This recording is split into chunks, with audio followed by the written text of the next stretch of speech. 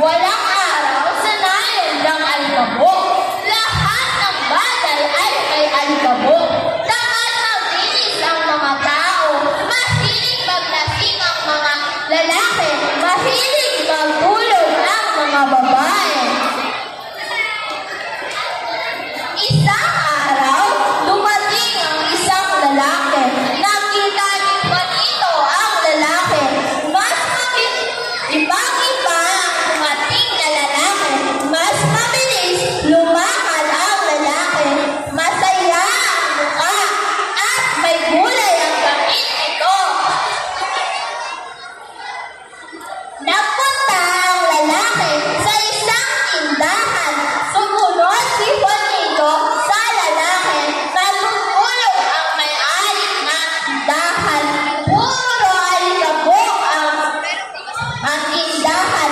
Puro alikabok ang mga galapon sa tindahan. Puro alikabok ang mga estante sa tindahan. Ibig maupo ng lalaki. Puro alikabok ang mga upuan sa tindahan. Kininis sa lalaki ang isang upuan. Kininis niya pati ang sandalan ng upuan. Nagulat si Juanito. May kulay pala ang upuan. Kulay pula ang upuan. Kininis din ni Juanito ang isang upuan. Kulay asul ang upuan ng ininis. Tuwang-tuwa si Juanito sa paglilinis. May dumating na ibang mga bata. Kininis din nila ang isang upuan. Kulay dilaw naman ang upuan kanilang nilinis. Tuwang-tuwa sila sa paglilinis. Kumuha ng panlinis ang mga bata. May kumuha ng walis, may kumuha ng basahan at tubig. May kumuha ng eskoba at bulon. Nilinis nila ang mga dingding ng bahay. Tuwang-tuwa sila sa paglilinis ng mga dingding. Tuwang-tuwa sila sa mga kulay ng dingding. May dingding na kulay pula, may dingding na kulay asul, may dingding na kulay dilaw. Nilinis nila ang mga halaman. Kulay berde ang mga dahon ng halaman.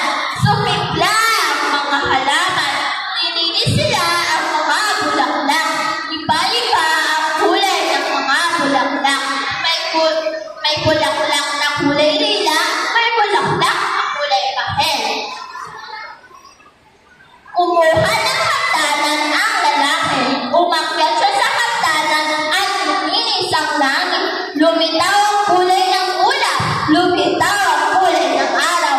Lalong sumaya ang paligid.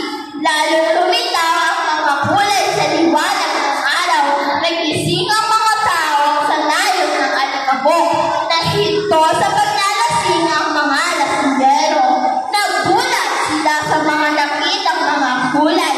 Tulong-tulong sila sa paglilinis ng paligid. Pagkatapos, nilapitan nila ang lalaki. Gusto nilang magpasalamat sa lalaki. Maraming salamat, Ginoo, sabi ng mga taga-alikabok sa lalaki. Ako si Victor, sabi ng lalaki. Gusto ko pintahan ang inyong nayon. Gusto ba ninyo akong tulungan sa pagkukulay ng inyong paligid? Sagot ng mga tao.